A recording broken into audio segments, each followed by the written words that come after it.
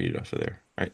What's going on, everyone? Welcome back to the Stick Theory podcast. Today we're joined by Will Dodoris. He's the founder of Relax, founded in 2014 as a freshman in high school, and it was originally founded as an organization to support the growth of the game in Jamaica and Uganda. And several successful equipment drives, the program director actually recommended him to spread the love and find some additional teams. And about 3 years ago, he connected with Chris Lorita. I think I said that right. He's the founder of Five Lax, and through that, they were kind of like we started with designing and manufacturing the RC1. It's a super awesome head. I've used it a bunch, and now Will works as a dentist and is able to sell lacrosse sticks out of the garage of his dentist office. So yeah, Will, thank you so much for coming on. Yeah, thank you for having me. I'm thrilled to be here. Yes, sir. So the one thing I like to start with for a lot of the stringers I've introduced is how do we come up with the name? So we'll do the same thing here. How did you come up with the name Relax? Pretty easy. So we recycle lacrosse equipment. So relax, and then everything we did initially was equipment collections. So we kind of just, combined all the fun things we do. Now that we are a manufacturer really of equipment, the name kind of just stayed Yeah. from our original mission. But yeah, it's all from, the original days back in high school. That's awesome. So, what kind of got you into lacrosse? And then after that, what kind of drew you to this side of the sport, of like the product development? Yeah, so I started in fourth grade. My mom was just at the gym, and this woman was like, "Oh, like Will seems a little bit bigger. Like, has he ever thought about playing lacrosse?" And she's like, "No." And she goes, "Well, if he's interested, like, we have gear." And so my first gear was from program director's wife that they had from their son's leftover in the garage. And for me, it was kind of fun that I didn't have to pay for all this equipment, the sticks, the gloves, everything.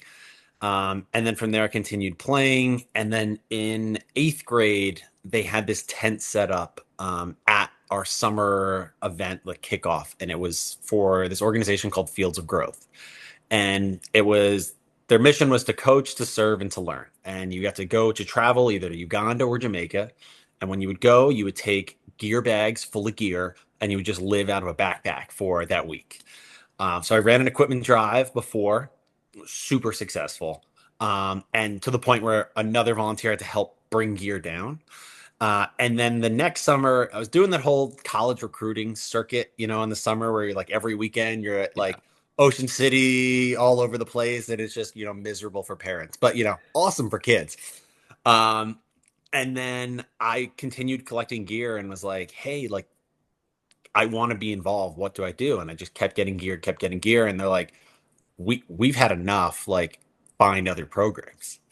Um, but we ran out of sticks. I mean, every program, no matter if you're just starting out for your first year in business or you've been there for 10 years, you need sticks. So we've been very fortunate to work with some awesome companies. ECD, Strength King are like the two big ones of like they are incredibly generous. They do amazing work. But I can't keep asking them every single week, every single month, hey, you guys said another 100, like you guys were super great before.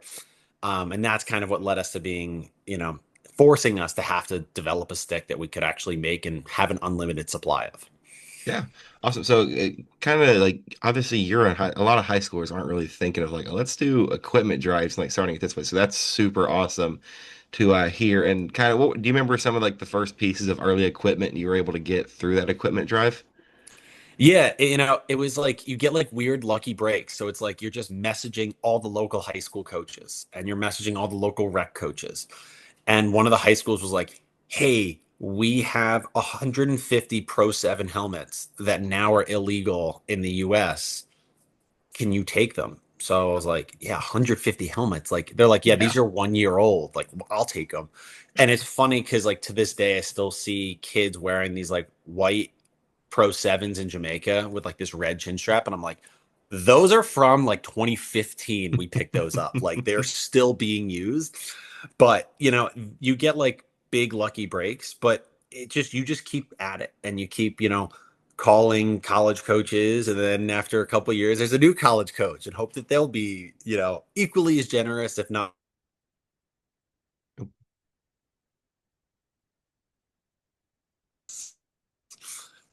I think you cut out on that last one after talking about high school and college coaches equally as generous. Oh yeah, so I just kept at it. Yeah. Even if I had a relationship, I'm like, I'm gonna still call you, I'm gonna still email you. I would use like the back room. Our like nurse had like a room, and then like the athletic trainer had a room off of that, and he was never there. So I just used his office as my office to just like rip calls like during free period. That's awesome. So obviously you're doing these gear drives, but like it's getting hard to like, hey, ECD, can you send 100 sticks? String can you do that? So that obviously leads us to the creation of the RC1, and I believe there was a head prior to that, right?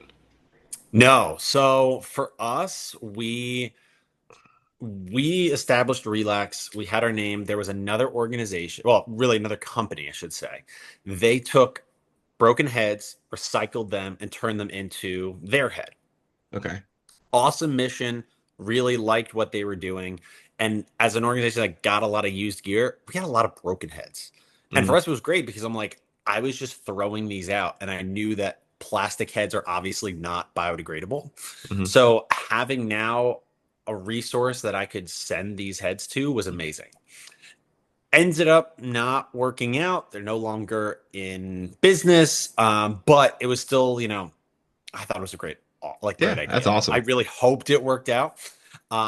So for us, we released our first head, which was the RC1, and then the N2O was the, the clear version with some slight tweaks. Hmm. It was our second head. Yeah. So how'd you kind of come up with the design for the RC1? Like obviously for the price point, in my opinion, it holds up with every head on the market. It's got a little bit of a wider face shape. So kind of how'd you guys come up with that specific design? Yeah, so I got to give a ton of credit to a lot of different people. First, most importantly, Chris Lorita. So he is 5 lakhs. So he created his own head. It was called the Clone. Um, that was an interesting design with the peg sidewall design. It was something that never really took off, but he had all the knowledge on how to design a head. He had all of the companies and manufacturers to make it, and most importantly, 3D printers and everything to do it. So finding him was unbelievably fortunate. I called him up out of the blue and was like, "Hey, here's what I'm looking to do." And he like looks at my number and he's like, "Where are you calling from?" I'm like, "Oh, I'm in dental school out here, but I live in this town." He's like, "I live 15 minutes away. You want to come over?" So I just showed up at this guy's house and was like, "Hey, here's what I want to do." And we would just go back and forth on these head designs and be like, "Hey, he prints it." And then I would take like a red Sharpie and be like, "I want to remove a little bit from here, remove 3 millimeters here. Then we got the final design, I'll say. We Yeah. brought it to LaxCon and we showed so many stringers and they just tore it apart. They're like, "What do you mean you have 2 holes down at the bottom? Like, you need to have 4 holes to run the bottom string." And I'm like, "Yeah, but you only use two." They're like, "Well, not every time. Like, you need to add four." Full redesign had to happen with all those changes. And then you get people that are like less objective, like Chris Gilroy from Armor Mesh, been a Hmm. longtime friend, and he was like, just it's just not sexy, Will." And I'm like, "Oh my God, like I need something to help me fix that." But there's a lot of back and forth, and the stringing community had a ton of input, That's mainly because awesome. they're the ones that are stringing them. I want Yeah. them to be happy and be like, "Oh, I like this." So we tried to take some features from heads that we liked. The width of certain heads worked better, especially for intro players, or as well as just middies. But then add some new features like the numbered sidewalls, the mechanically retained ball stop, because I can't say the word of the company that can fit in that insert. Um, but some things like that kind of make our head unique as well. Yeah, that's actually really cool that you're designing ahead. And like, I feel like a lot of these companies, like the big manufacturers and everything, like they'll design ahead and like they won't consult stringers on it. And it's like, guys, we're the ones who are like building your head out for you. So that's super awesome that you're collabing and like talking with those people to get some feedback. Yeah, and like the Reddit community has been amazing too. Like, so when we're designing the RCW, which is our women's head and our women's complete stick, I was basically like, "What makes a good stick? Like, what do you guys and girls want?" Like that, the feedback from the community is the most important, community that we need to ask. If I like the head, but nobody else does, it really is not going to go well. Yeah, that's awesome that you're using the community for that. A lot of people aren't doing that nowadays, so that is super cool. So obviously the RC1's a very versatile head. Like, is that, I assume that's part of the design process, like anyone can pick it up and use it? Or is there ever plans to like potentially look at position specific heads, or are we probably sticking with this? The goal of the RC1 was to make a head that's really affordable that we Hmm. can pretty much be used at all positions, like minus Fogo. But yeah, I mean, it's nice because having a little bit of a wider head means more people can use it right off the get-go. And the pocket that you get when it's strong is meant for that normal player. People Hmm. go, "Oh, it's not there's not enough whip in it," all these things, and I'm like, "Yeah, that's the goal. Like you don't want a ton of whip as your first stick or your first time catching and throwing." But we've already made a couple changes to the mold itself Hmm. for that have come out in the new releases. So on the top part of the head was a spot that was a weak point. So we were breaking the head right at the top of the of it.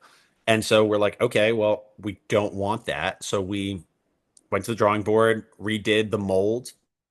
We have an incredible manufacturer that was like, oh, okay, here it's because it was injecting here and it would meet at the top, and where it met is where it would break. So we're Hmm. like, okay, well, make it mix. And then adding our again, Chris is amazing. So he was like, okay, you know what we should do? We should do a warranty on these sets. One, to show that you can do warranty that's longer than like 16 hours. But two, so we can collect data. So now when people submit a warranty claim, we have all of the pictures and we now can find consistent weak points in heads to try to change that in future designs of RC1. Are we Yeah. looking at making another head though for men? Yes, that is something Yeah. that is exciting. Yeah, that's actually a really cool way to go about it. Like, I'm sure yeah, looking at the warranties and like weak spots, and it sounds like Five Lax has been a godsend for this. I know I see a bunch of does I assume is he the one because I see him going through like a sideline swap or whatever. Is he like dyeing these heads and putting them out there? Oh yeah, Yeah, he's I got one absolutely of these. I crushing just it. stole from him. There you go. The That is background awesome. blur, but yeah, he dyes them up. Like it's so much fun. Like, and that's one of the things people are like, can these heads dye? And I'm like, yeah, they've seen some crazy things, especially, you know, Charles has done some ridiculous dyes already Yeah, with the RC1 that it's unbelievable. yeah. So we have the RC1. That's your first head. Now, recently, a couple months ago, we launched the N20. Kind of walk us through what that process looks like stepping into clear plastic. Like a lot of people's first clear plastic head is generally not, for lack of like, not the greatest because like I feel like that plastic is a little bit different. But your guys, from what I've done, is like it's held up. Like I used it for a little bit and it's strong. So kind of just walk us through that process. So we were really fortunate that Robert was so Wizard Strings was Hmm. the equipment manager for Stony Brook, and he was very big in helping get our products to be, I don't want to say used, but tested by some of the players on the team, which was amazing. Because of that, we had a lot of data before. So our first ones with Stony Brook were bad. They broke almost immediately, and I felt bad because like he did a great job stringing them up, getting them ready, dialed in for the guys. Boom, broke, and we're like, okay, this is not good. So we were able to make changes to the plastic, make a little bit of changes to the mold to kind of fix those weak points. Some of the ones that were sent out in the first batch did break relatively early, but it's nice because it's part of our warranty. Yeah. You break a head, you let us know. It's funny, like, because I've done this long enough that I know when people like snip the sidewall, and I'm like, listen, that's not a break. Like, that's a tin snip to the sidewall type break.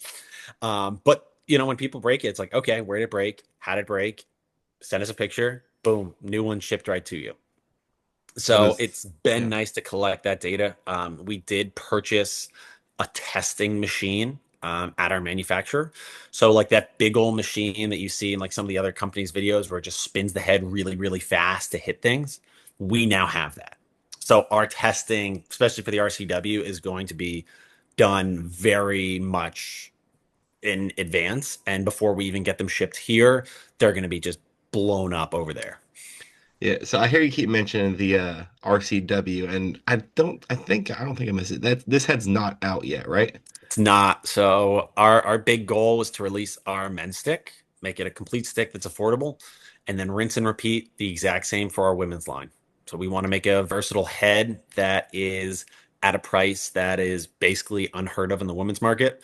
Hmm. Women's heads, especially unstrung, should cost the exact same, maybe slightly more because of the complexity of the mold, It's so than the men's expensive. head. Yeah, yeah, it's crazy. There's really no reason that any lacrosse head should be 120, Yeah.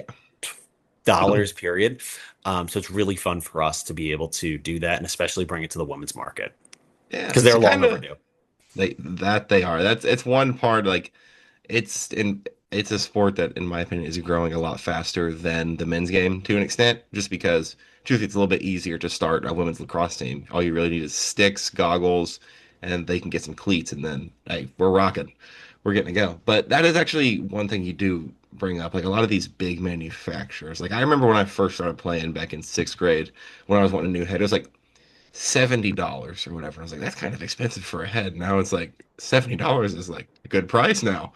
But so kind of walk us through like the RC1 being as cheap as it is. A lot of people look at that and think, oh, it's just a cheap lacrosse head, but like it holds up with the best heads in the market. So kind of how'd you come up with that price point? Like just to make the game more accessible, or how does all that kind of work?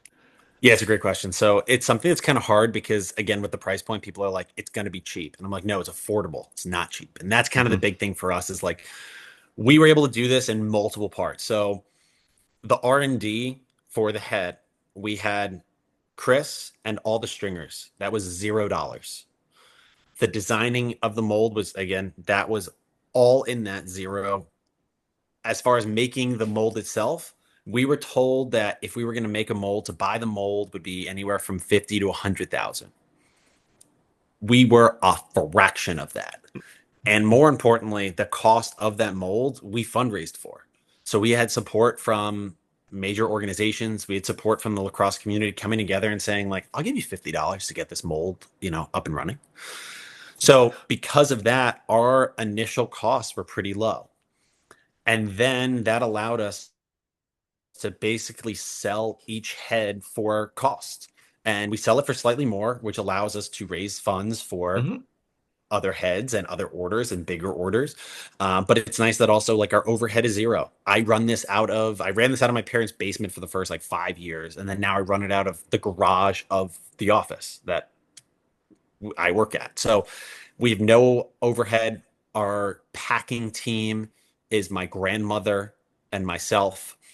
Um, my partner Caitlin, she's in Boston. She handles all like customer support, customer inquiries, like all of that stuff is handled by her. So our overhead is actually zero. So we charge really as low as we can to allow more people to get their hand on sticks. If you're going to start a program, you need a stick. Yes. Whether you're just at the phase where you're like, I'm tennis balls and sticks, that's going to get those kids excited and fired up to then go out and buy the gloves, the elbow pads, the shoulder pads, the helmet. But no parent's going to buy that for a kid, at least none that I know, if they're like, oh, lacrosse seems like fun. Let me just spend, $800 to Yeah. get a starter kit. Let me just drop a lot of money here for you to just try something. Exactly. Yeah. So one other thing, you guys offer pre-strungs on your website. I'm curious who strings those because I've thrown around with one of them before. Like they're strung very well. For like a lot of pre-strung heads, they get a bad rap because oh they're just throwing the strings on there, meshes in the pocket, yeah, send it out, and like you can't throw with it. This is something that String King, I think, was the leader in for a very long time of getting heads that are strong from factory, the factory strong, that were good. Like Hmm. you could take a String King head off the shelf or out of the package and just rip it on the field that day. And I was like, that is so cool. I want to do that. So our sticks are strung by two guys. If it has the black sidewall, that's David Schwartz, Hmm. Smash Time Strings. If it's all white, that's 908 Media, Mike Sears. So they are amazing. They're Yeah. one's Brooklyn, one is New Jersey. They do incredible, incredible work. Because of the numbered sidewalls, it's the same pocket, slight variation, and that's why I kind of like having the black sidewall, just so we can know. And if people go, "Oh, I really like this one," or "I really like this one," but they're both very, very consistent, Hmm. and I'm grateful to have both of them to work as a part of our team because it's fun. They were really big in helping make these pockets that are things that people can use. Yeah. We get a lot of complaints that there's a grant in the lacrosse world that people get sticks from, and the programs get the sticks, and they're like, they got wet, and now we can't use them, Hmm. or half of them broke. And our issue is you only get really one shot at getting somebody in the sport. So if you give them a garbage stick and they have a terrible day, they're not coming back for day two to be like, Mm-mm. oh, this is going to be so fun. Like learning to play lacrosse with a good stick is hard. Learning to play lacrosse with a bad stick is just not, it's impossible. It's not Hmm. going to happen. Yeah. So that's one thing. My first guest, Seth Strings, me and him talk about a lot is if a stick is strung well, generally every person should be able to use it. Because you have a lot of like obviously if you're training for a specific person, that's one thing, but a generally well-strung stick, anyone's going to be able to pick it up and use it. So I do like that you guys are using the strings, especially like Smash Time and 908 Media, two bigger names in the industry. Like, how'd you get to meet them and bring them on board for this? These are two people that have been a part of the Relax mission and team for ever. I mean, David, when he was down in Texas, I mean, people that have just been very helpful. Mike, so from 908, he was really good friends with Relax's longest volunteer, Brendan Butler. They used to work together at Universal and they were just best friends. But Mike was like, hey, if you need help with filming, we'll do this. And he kind of got in that way. And then was talking about, he used to do the stringing for them and all of these things. And one thing led to another. And I'm like, he's done well over 1,000 heads for us now of just RC1s. I mean, it's been unbelievable having his support. Yeah. So one you alluded to earlier, and I mentioned it, I think before we started recording, the numbered sidewalls. Was that something from Stringers, or how did you kind of come up with that idea? Because that's not common at all. No, so we are the second head to have numbered sidewalls. The first head was the 5 lax clone. So we took that from the clone of something that there were certain things about the sidewalls that didn't work out, but the numbers were awesome. And Yeah. again, our stick is meant for people to learn. So my first head learning to string on was the RC1 of, okay, I'm going to go through hole number one. I'm going to skip two, go to three. It's to make it so people can feel like they're actually owning a part of the stick. And like, it's really cool to be able to be Yeah. like, oh, I strung my first head and having the numbers go, okay, this side, okay, match it on this side, as opposed to trying to count or figure it out. It's been fun for stringers to be like, what's your pattern? And it's like Numbers. SI through 22, like you just rip the numbers and go right down the whole thing. That's a super cool feature. That's my favorite part of stringing it because something I like to do when I'm bored is I'll like copy patterns of other people. And if they have an RC1 out there, I'm like, I want to try this out. I can just look at the numbers on there and hey, there we go. I don't have to like count it. Is it done the X, Y, and Z? So that is a super cool feature, and I do appreciate that a lot as a stringer. One of the things we're hoping is that we're not patenting anything in this head. Like, and we're doing that deliberately. Like, we want to push the sport forward. And if companies then go, wow, we should really make numbered sidewalls. Hmm. We're like, go for it. Please do it. It's going to make the game better. It's going to make it a better environment for new players and even advanced stringers like yourself that are like, I like this. We're like, why try to keep these things restricted? Like, we're the only head that you can replace the ball stop with something that's actually fun. Like, a ball stop is strictly for marketing. Like, it has zero It doesn't do function anymore. anything. No, that's why people are like, oh, the ball stop comes out. And I'm like, doesn't matter. Like, it doesn't, like, okay, like, fine. But like you can literally replace it with like, I had like fun little teeth in mine because I thought it was funny. Like, you can put anything in it. And that's why I'm like, that's another thing where I'm like, hey, it's easy to like do it. If you want the design, like, you know where to find us. Yeah. That's one thing. I strung one up for my former college coach. I had it dyed by Uzumaki Stringing, and we ended up is the Tennessee Wesleyan Bulldogs. So we ended up putting a bulldog like token thing like in the bottom of it. And he's just like, that's he's like, what is this? I was like, oh, it's like a part of the head. It's like super cool. He's like, that's actually pretty neat. So I've also seen a bunch of I've been pushing this to some of our middle schoolers around here local, and like obviously middle schoolers, they love those little tabs right there, and there's like throwing some crazy ones in there. I'm like, hey, it looks good for you, like rock with it. Yeah, and I was in the city and I'm looking and I'm like, they have a whole table of just crock gibbets just sitting there and they're like all $1 a piece. And I'm like, this is exactly what you're looking for. Like anybody can now like customize their head. It's like, oh, for $1, I just pop in like whatever crazy thing I want. And oh, if you lose it, okay, it was $1. Like you can get No, 20 of them and just switch one out, every day. yeah. So kind of moving like social media has probably been a big benefit through all this. Kind of how have you seen that way change? Because I mean, you're starting to relax a little bit, not really the RC1 like back in 2014. How have you kind of seen social media progress over the years to kind of help you grow a little bit? Growth really has been, super dependent on other people just spreading what we do. Hmm. And that's kind of what people are like, how can I get involved? I'm like, well, you can run a drive. That's the easiest way to get involved. And if they can't run a drive, I'm like, then just share what we're doing. Like, share, hey, if you have gear that you don't need, I can just send it to this shipping label. I can buy $20 shipping label, just send to this organization. And like, yeah, it's like that easy. And now it's like having the sticks. It's like, oh, okay, so I can just share the link for people to get affordable sticks now. So there's been a lot of support on social media, and a lot of the stringers have been super helpful. Reddit has been a great community for us as well. A lot of people go to the Reddit and they're like, I'm looking for a new intro stick. What should I get? And they're like, oh, the RC1. Like, don't worry about the price point. And I think that's kind of hard. Like, I had the conversation last week of like, if we released our stick at a higher price point, do you think people would think it's like more elite or feel more comfortable buying it? Because at this point, still, even almost a year into business, it seems too good to be true. Yeah. But then when you realize like why we're doing it, it's like I have a full time job. Like everybody on our team has full time jobs. Like this is simply because it's fun and you get to help this community that it's awesome. Like that, and that's kind of the hard thing of like the price seems again too good to be true. But having people, you know, Powlax, like his channel. I So mean, good. Patrick was like, you need to get these sticks. Like, you need to get all of them. And then we sold out like literally like 2 weeks later because like he was like, you need to go. But he was basically like saying, like, I'm a coach, you trust me, trust this, that this is good. And then having more people, even like yourself, though, like, hey, get these things, are good. Like that has been huge help for us. Yeah. And truth, I will say I was one of the skeptics at the beginning. I was like $35 head, like $35. But then like I picked one up out of like curiosity. I was like, this thing's pretty good.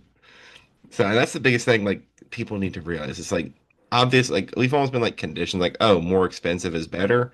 That's not necessarily the case. Like I tell all these kids, they're just like, oh, what head should I get? And I was like, well, have you thought about this one? Because there's like, I don't want to spend a ton of money. I was like, well, look at this one. Like, there's like, yeah, but it's like, is it too cheap? It holds up. Like I've used it. I play pole. I've thrown some checks with it. I play shorty. It's good for catching. Like it holds up with the best on the market. And I'm glad that we were able to design our own head. Our initial thought was going to be to buy the Alibaba special, the one that's, white labeled and sold by some other companies. They sell it. And I was like, well, we can just do that. Like this company's doing it. They're built a whole brand off of selling these Chinese heads and putting their label on it. Like, why can't we do that?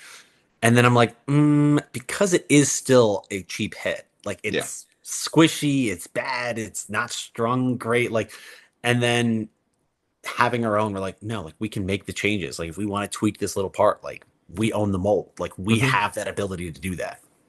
Yeah. So obviously you've mentioned like Smash Time Strings, Pal Lax. Would there be other shout outs like some stringers or even other developers like people in the space you'd like to give a shout out to? Oh yeah. So Mark, the string shark, Skylar from Penny Strings, even Lars has been helpful. I mean, really, there's so many people that gave input. And even when people would give input in passing, those things were written down. So it's like funny, like anytime somebody made a comment, like I'm writing these things down, I'm bringing them to Chris and we're sitting down going, well, is it worth it? Should we make these? Because those tiny little things that people like kind of just bring up can make a big impact. There's even like if you look at the back of the head, there's a slight raise to where our screw hole is. Hmm. Well, that was because somebody goes, yeah, I think you really should reinforce the screw hole. And for us, it's like, okay, so Chris just designed it to be extruded a little bit more. And then now it's like, okay, we have a more durable head just because somebody was like, oh, you should probably reinforce this. So there's been a lot of people that I'm really grateful to have had a lot of help. As I said, Mark and Skylar have really helped us grow and expand and push our products. Uzumaki Stringing does some awesome work. He's awesome. Hudson Valley Strings, you got to give them, a lot of love. These guys have just been able to, one, sell our products for us and help us get that to their small communities. And then it gives them a way to grow their brands as well. So it's nice. Like we have now, because we've been able to grow and get more product, we now are able to offer like wholesale pricing. So smaller mom and pop shops are now selling RC1s. That's cool. Well, and it's great because they're trying to get more people in. So again, with the whole, if you give them the bad starter stick, they're not going to buy all the other equipment that you want to sell them.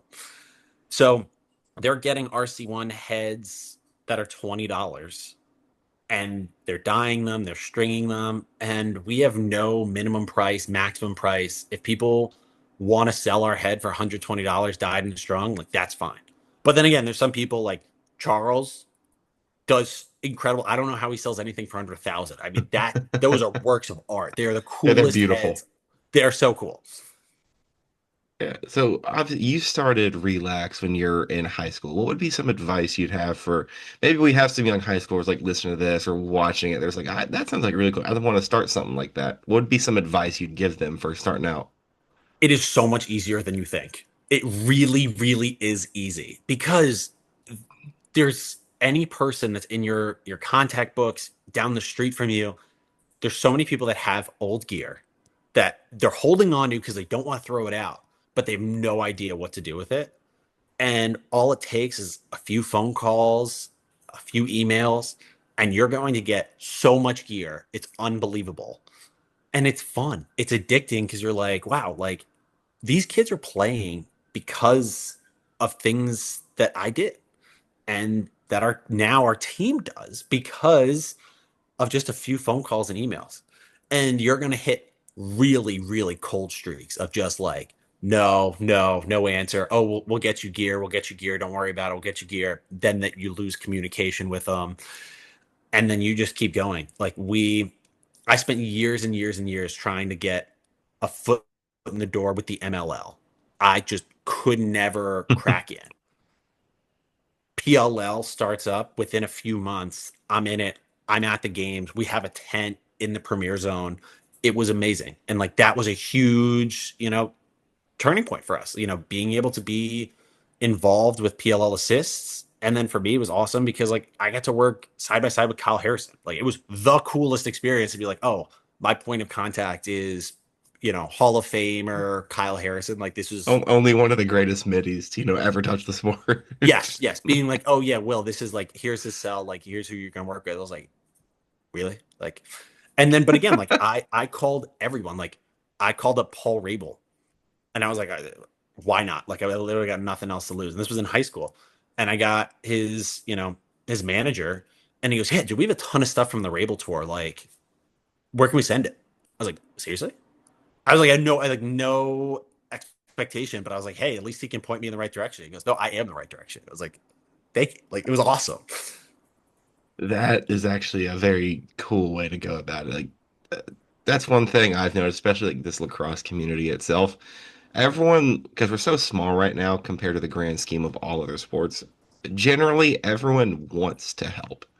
And that's been the my favorite thing I've noticed. Like I've mentioned it a dozen times on this podcast, but even like starting this idea, the amount of people who are just like, yeah, man, let's come on, like we'll get it scheduled like later on. I was like, this is like upset. Like I love the sport has done so much, and now we have more companies I feel like need to follow what you're doing with Relax a little bit because it's what we preach. Oh, let's make the sport accessible. Yeah, but let's charge kids $150 for a crappy stick, and it's just like, come on, man, like, come on. It's hard because a lot of companies are doing a lot of really, really amazing things. Hmm. As I said, ECD is like my favorite company. I think that I they do. do so much for one, advancing the sport, but also just for helping grow the sport. But I think, it would be great if a lot of other companies were doing similar things and not, spending as much money on TikTokers or trying to, sponsor national teams and things like that. It's like, hey, like national team players, a lot of those kids come from very elite private schools that could afford a brand new helmet. Yeah. Why aren't we supporting more of the Bronx Lacrosse, Harlem Lacrosse, City Lax programs that are kids that can't afford these helmets? Like get them all of these brand new gear and get all that stuff to them. So it's hard. I'm hoping, our goal with the RC1, was to create elite affordable sticks. No part of that mission says that we have to be the one selling it. Yeah. So if one of these companies that's out there says, "Hey, we're going to sell all of our 3-year-old models for $35 and we're going to have them in Universal, have them in Lacrosse Unlimited, have them on lax.com." I would love nothing more because that just means more affordable sticks and Yeah. I'm not shipping these now. So like for me that would be kind of the dream come true as another company taking our idea and running with it and then allowing me to just fade into darkness and just be the guy that just like gets to watch this happen. Be the guy that started this like small revolution for it. That would be actually super cool. And I think it's nice because you're starting to see more people question, well, why is this head $120? It looks just like version 2. Hmm. And why is this head now more expensive? And I think it's starting to kind of just make people second guess the pricing in the market. At the end of the day, like we have a lot of ways that we were able to keep our costs down, but it does not cost $100 No. to make a plastic head. Especially when you're making them in mass, like all these companies are. Like it cannot be that expensive. I'd actually be curious. I don't know the numbers, but I'd be curious what percentage the markup is on these, just out of curiosity. I know the numbers. It's a lot. I'll just tell you what, on Shark Tank, I watch it all the time. And I'm knowing the margin because you can type in like on Shopify, like how much you get it for, then how much you sell it for, Hmm. and it gives you the percent margin. So our margin is pretty great at a $35 head. So when you put in for like $120, it's ridiculous. Like I have not seen a product on Shark Tank that has the margins of lacrosse heads at all, or even like a third of it. It is unbelievable how awesome the markup is on lacrosse heads. Yeah, that it's criminal. Well, Will, this has been a super awesome of an episode. Thank you so much for coming on. Where can these listeners and viewers kind of find your work, follow you, reach out? Yeah, everything is Relax Collections. So relaxcollections.shop is our whole website to purchase sticks. Relaxcollections.org is everything about our nonprofit side and what really we do. As I said, our shop just benefits our organization. It's nice that we're still a 501c3, so we're a nonprofit organization. And the fun thing is we make our tax returns public every year. So we have a platinum seal of transparency, but it's easy to make that public when everyone on your team makes zero. So it's really nothing to hide. We make that very clear that all of this money gets reinvested. And yeah, that woman stick, I want coming out soon. I mean, Yeah. they so deserve a good head. I mean, there's some awesome heads. I mean, Gate and ECD are crushing it in the game of like women's heads, and I'm like, if only that people could buy them. So that's Yeah. the next thing we're working on. But yeah, Relax Collections, everything for us. It's been great to be able to grow and expand and talk with people yourself about like what we do. Yeah. Well, Will, thank you so much again for coming on the Stick Theory. And if you guys enjoyed the episode, make sure to like, comment, subscribe on the video. Hopefully, we're able to get some more people like Will on here outside of just as much fun as just talking to stringers. It's cool to talk to people on like the what who stringers are working with, even if they don't do it. But yeah, Will, thank you so much for coming on. Thanks for having me.